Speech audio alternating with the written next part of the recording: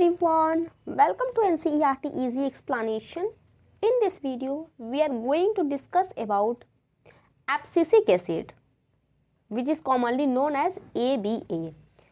Okay, हमारा chapter चल रहा था प्लांट ग्रोथ एंड डेवलपमेंट, उसी का ये सबसे लास्ट टॉपिक है, which is a plant growth regulator है. चलो देखते हैं. As mention earlier, abscisic acid जो होता है वो discover for its role in the regulating abscission and dormancy. ये क्यों डिस्कवर हुआ, कैसे डिस्कवर हुआ? तो ये एब्सिशन करता है और डोरमेंसी करता है. इसका जो मेन फंक्शन है वो यही दोनों है, इसलिए इसको डिस्कवर ये हुआ.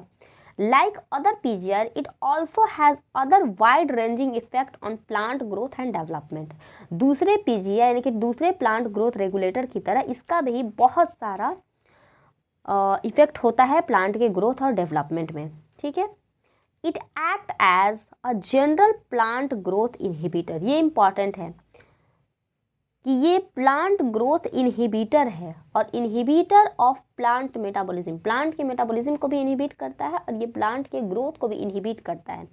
इसको अभी तक जो फर्स्ट तीन हमने जो भी पीजीआर पढ़ा था उसमें जो तीनों थे वो स्टिमुलेट कर रहे थे, लेकिन ये जो एबीए है वो पूरी तरह से इनहिबिट करता है, यानी कि प्लांट के ग्रोथ को इनहिबिट करता है, डोरमेंसी करता है, नेगेटिव इम्पैक्ट देता है.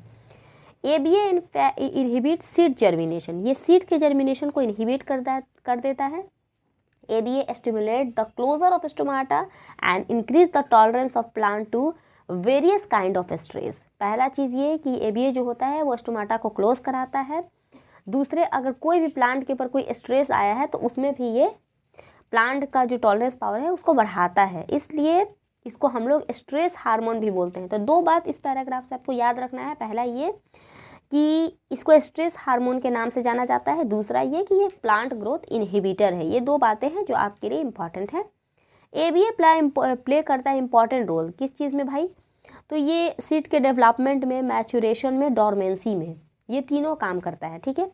बाय इंड्यूसिंग डोरमेंसी को ये करा करके एबीए जो होता है वो सीड को बहुत टाइम तक सर्वाइव करने के लिए रखता है. मान लो कि कोई सीड है, फॉर एग्जाम्पल अभी धान तुमको बोना है. ठीक है. धान अभी तुम बोओगे तो होगा नहीं क्योंकि अभी उसका सीज़न है नहीं. तो क्या करेगा कि एबीए सीड को कुछ टाइम के लिए, यानी कि फेवरेबल जब तक उसका कंडीशन नहीं आता है तब तक वो डोरमेंसी में उसको डाल देगा, उसको शांत कर देगा. ठीक है. यानी कि सही वक्त पे इसको फिर वापस से डोरमेंसी हटाएगा. ठीक है.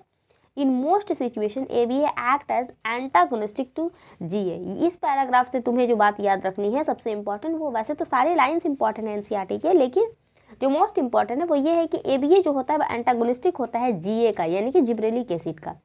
एबीए जो काम करेगा उसका उल्टा काम जीए करेगा. ठीक है. तो ये बात आपको याद रखना है.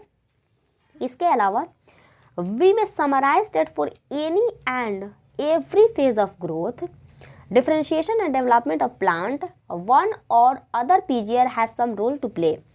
हमने अभी तक यही देखा है कि किसी भी फेज़ में, ग्रोथ का कोई भी फेज़ हो प्लांट का ग्रोथ का फेज़ हो, डिफरेंशिएशन का हो, डेवलपमेंट का हो. देखो, ग्रोथ बोलते हैं कि वो हो रहा है, डिफरेंशिएशन वहाँ पे कुछ ना कुछ चेंजेज आएगा, फिर वो चीज़ डेवलप कर जाएगा. यानी कि ग्रोथ हो, डिफरेंशिएशन हो, डेवलपमेंट हो, कहीं पर भी जितने भी पीजीआर हमने पढ़े सब कुछ ना कुछ अपना अपना काम करता है. ठीक है. Such role could be complementary और एंटागोनिस्टिक. एंटागोनिस्टिक का मतलब होता है कि तुम मान लो वेस्ट की तरफ जा रहे हो, उधर से कोई ईस्ट की तरफ आ रहा है, तो ये ए है और ये बी है. ए जो है वो बी का एंटागोनिस्टिक है. ठीक है. यानी कि अपोजिट काम करेगा. दिस कुड बी इंडिविजुअलिस्टिक और सिनर्जिस्टिक. पहला ये कि ये एक साथ भी काम कर सकता है, एंटागोनिस्टिक भी काम कर सकता है, मतलब अपोजिट भी कर सकता है, सिनर्जिस्टिक भी कर सकता है, एक साथ भी कर सकता है. Similarly there are a number of events in the life of a plant where more than one PGR interact to affect that event. Plant का जो लाइफ होता है उसमें एक से ज़्यादा पीजीआर यानी कि प्लांट ग्रोथ रेगुलेटर जो होता है एक दूसरे के साथ इंटरेक्ट करते हैं. जैसे dormancy of seed, bird, abscission, senescence, apical dominance, ये सारी चीज़ों में एक से ज़्यादा पीजीआर, जो जाहिर सी बात है प्लांट है, प्लांट के अंदर सारे पीजीआर बन रहे हैं तो सब एक दूसरे के साथ इंट्रैक्शन तो करेंगे ही. Remember, role of PGR is of only kind of intrinsic control.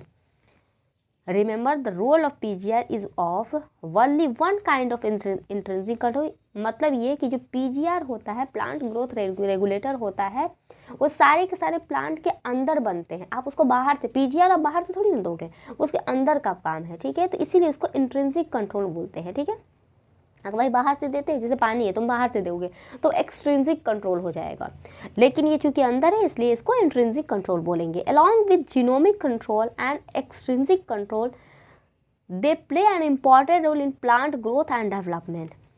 अभी हमने जो पहले के चैप्टर वीडियोस में हमने देखा कि जो प्लांट होता है उसका जो ग्रोथ एंड डेवलपमेंट होता है वो अकेले सिर्फ हार्मोन नहीं करता है, उसके अलावा जीनोमिक कंट्रोल होता है, एक्सट्रिंसिक कंट्रोल होता है, उसी तरह इंट्रिंसिक कंट्रोल होता है. तो तीनों मिल करके काम करते हैं. Many of an extrinsic control such as temperature, light control plant growth and development. बहुत सारे जो बाहर के फैक्टर्स होते हैं वो प्लांट को रेगुलेट करते हैं. ठीक है, और सच बहुत सारे ऐसे इवेंट है जो प्लांट में होता है, जैसे कि फर्टिलाइजेशन हुआ, फ्लावरिंग हुआ, डोरमेंसी हुआ, सीड का जर्मिनेशन हुआ, प्लांट मूवमेंट हुआ. ठीक है, ये सारी चीज़ें सब लोग मिल के करेंगे. सारी चीज़ों के बारे में हमने एक बार बात कर लिया, और इसके साथ ही हमारा ये चैप्टर अभी यहाँ पे क्लोज होता है. मिलते हैं नेक्स्ट वीडियो.